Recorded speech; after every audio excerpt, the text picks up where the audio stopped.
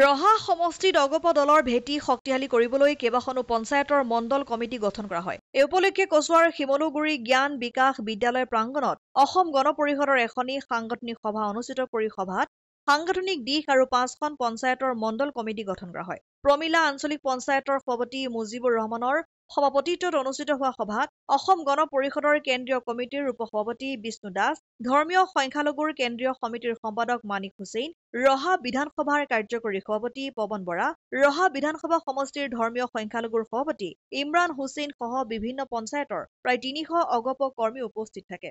ইফালে সভাত মাধৱপাৰা মণ্ডল কমিটিৰ সভাপতি হিচাপে আবুল কালাম আজাদ আৰু সম্পাদক হিচাপে ৰঞ্জিত বৰা আৰু আজাহাৰ উদ্দিন আহমেদক নিৰ্বাচিত কৰে। আনহাতে ২৬ৰ বিধানসভা নিৰ্বাচনত ৰহাত কংগ্ৰেছক পৰাস্ত কৰি বিপুল ভোটত মিত্ৰজোঁটে জয়ী হ'ব বুলি মন্তব্য কৰে বিষ্ণু দাসে। উদ্দেশ্যটো এটাই, সংগঠন শক্তিশালী কৰিব লাগে। ২৬ৰ নিৰ্বাচন আহি আছে। বহুলোকে বহুত কথা নজনাকে কিছুমান কমেণ্ট কৰে, যেনেকৈ কয় ৰহা সমষ্টিত অসম গণ পৰিষদ দুৰ্বল বুলি কয় বহুতে। বিজ্ঞ লোকো দেখা পাইছোঁ তেনেধৰণৰ কথা কয়, য'ত তেওঁলোকে ফেক্টছৰ বিষয়েও নাজানে আৰু গ্ৰাউণ্ড ৰিয়েলিটি যিটো তৃণমূল পৰ্যায়ৰ কথাটো নাজানে। এতিয়া আপোনালোকে নিজেই দেখিলে যে আজি 5টা পঞ্চায়তৰ প্ৰতিনিধি আমি 5জনকেই মাতিছিলোঁ, তাতকৈ বেছিয়ে আহিছে লোক। আহি দলে বলে আহি আজি মণ্ডল কমিটিত ইয়াত তেখেতসকলে অংশগ্ৰহণ কৰিছে। আৰু প্ৰমিলা এনেকুৱা এটা পঞ্চায়ত, ইয়াত আমাৰ অসমীয়া লোকো আছে, আমাৰ পমুৱালী মুছলমান সকলো আছে, বঙালী সকলো আছে, সকলো মিলি এটা গঠিত হোৱা এটা সুন্দৰ পঞ্চায়ত। গতিকে এই পঞ্চায়ততো আমি শক্তিশালীভাৱে আছোঁ আৰু আমাৰ 285টা টোটেল বুথ আছে। বুথৰ ভিতৰতো আমি এইটো কথা মিছা কথা আমি নকওঁ যে আমাৰ সম্পূৰ্ণ 285টা সম্পূৰ্ণ ষ্ট্ৰং হৈ আছে, কিন্তু আমি অলৰেডি আছোঁ আৰু 10-15 দিনৰ ভিতৰত আমি সম্পূৰ্ণৰূপে শক্তিশালীভাৱে আমি বুথখিনি কমপ্লিট কৰিম। আমাৰ এইটোৱে টাৰ্গেট। সেই উদ্দেশ্যে সাংগঠনিক এখন পৰ্যালোচনা সভা আজি হৈছে ইয়াত। আগন্তুক দিনত আপোনালোকে এজিপি দলৰ কি লক্ষ্য হ'ব?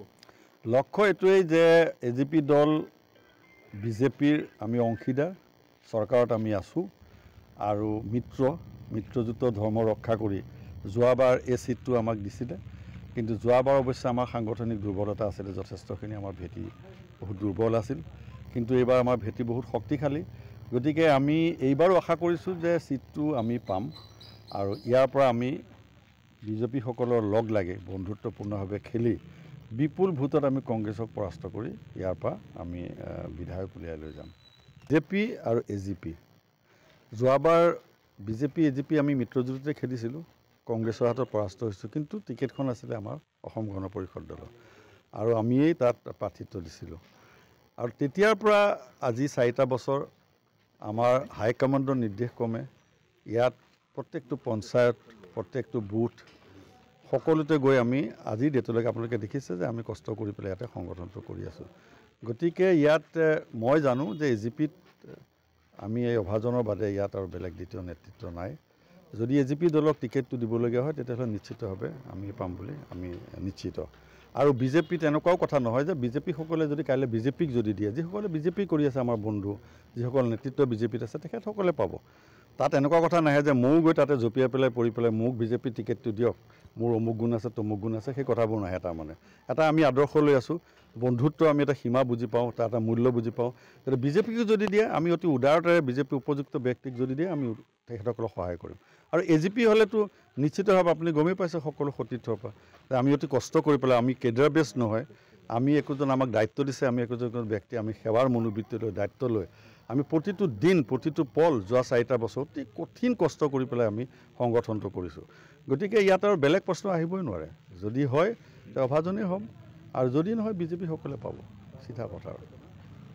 আজিৰ এই সভাখনত আমাৰ মাধৱপাৰা জিলা পৰিষদৰ অন্তৰ্গত 5টা পঞ্চায়তৰ প্ৰতিনিধিসকল আহিছে আৰু মাধৱপাৰা জিলা পৰিষদ এলেকাত 5টা পঞ্চায়তৰ অসম গণ পৰিষদ দলৰ মণ্ডল কমিটি এখন গঠন হৈছে।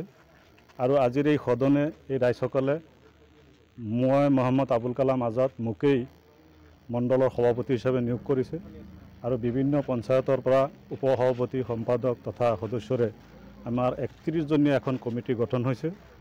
আৰু এই কমিটি গঠন কৰা বা মোৰ ওপৰত দায়িত্ব দিয়া এই অসম গণ পৰিষদ দলৰ কৰ্মীসকলক মই আন্তৰিক অভিনন্দন জ্ঞাপন কৰোঁ। তেওঁলোকৰ বিশ্বাস, তেওঁলোকৰ যি মোৰ ওপৰত আত্মবিশ্বাস ৰাখিছে, দলৰ দায়িত্ব দিছে আৰু সেই দলৰ দায়িত্ব যাতে মই ভালকৈ পালন কৰিব পাৰোঁ তাৰ বাবে সকলোৰ প্ৰতি দোৱা আৰু আশীৰ্বাদ বিচাৰিছোঁ। 300 মানুহ 300 পেকেট লাঞ্চৰ ব্যৱস্থা কৰিছিলোঁ, কিন্তু গোটেই ৰাইজক মই দিব পৰা নাই, তাৰ বাবেও মই দুখিত। কি আশা কৰিব? বহুত মানুহ উপস্থিত দেখা গৈছে। আশা কৰিম, চাওক আমাৰ মাজত যিজন নেতা হয় শ্ৰী বিষ্ণু দাস, তেওঁ যথেষ্ট কষ্ট কৰি ৰহা সমষ্টিখনক অসম গণ পৰিষদৰ ভেটি শক্তিশালী কৰিছে আৰু তেওঁৰ এই কষ্ট আৰু অসম গণ পৰিষদৰ প্ৰতি থকা মানুহৰ ভালপোৱা এইখিনি মিলাই আমি অহা ইলেকশ্যনত নিশ্চিতভাৱে তেওঁক জিকাব পাৰিম আৰু অসম গণ পৰিষদ দলে ৰহাৰ পৰা এটা সিট নিৰ্দিষ্টভাৱে পাব। কচুৱাৰ পৰা গুলজাৰ হুছেইনৰ ৰিপৰ্ট, অসম আদিত্য।